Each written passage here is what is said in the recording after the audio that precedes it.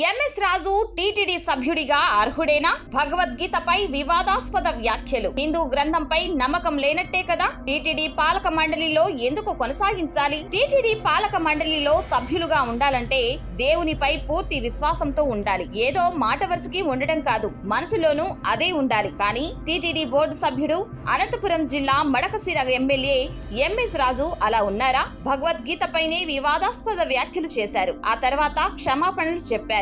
ఈ విషయంలో ఒకసారి తప్పు చేసినా చేసినట్టే, తన ఉద్దేశాన్ని బయటపెట్టినట్టే. ఇంతకీ ఏమన్నారు ఎంఎస్ రాజు? హిందువులు శివుడు రాముడిని కొలుస్తారు, ముస్లింలు అల్లాను పూజిస్తారు, క్రైస్తవులు క్రీస్తును నమ్ముకుంటారు. కానీ అందరూ కలిసి మొక్కాల్సిన దైవం డాక్టర్ బిఆర్ అంబేద్కర్ అంటూ మాట్లాడారు. అక్కడితో ఆగలేదు. భగవద్గీతతో బతుకులు మారలేదన్నారు. బైబుల్ ఎవరి జీవితాలను మార్చలేదు అన్నారు. ఖురాన్తో ముస్లింల తలరాతులు మారలేదన్నారు. అంబేద్కర్ మీద ప్రేమ ఉంటే దాన్ని మరోలా చూపించుకోవాలి. అంతేకాని మతాలు, మత విశ్వాసాలు, మత గ్రంథాలను విమర్శించడమేంటి?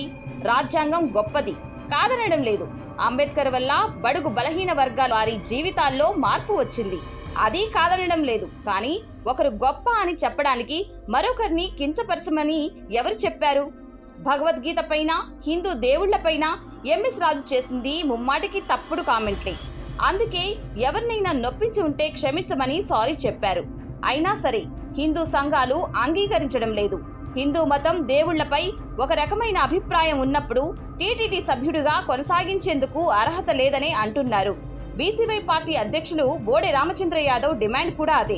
క్షమాపణ చెప్పినంత మాత్రాన మనసులో ఉన్న భావనను తుడిచేసినట్టు కాదు కదా అనేది బీసీవై పార్టీ అధినేత బోడే రామచంద్ర యాదవ్ అభిప్రాయం.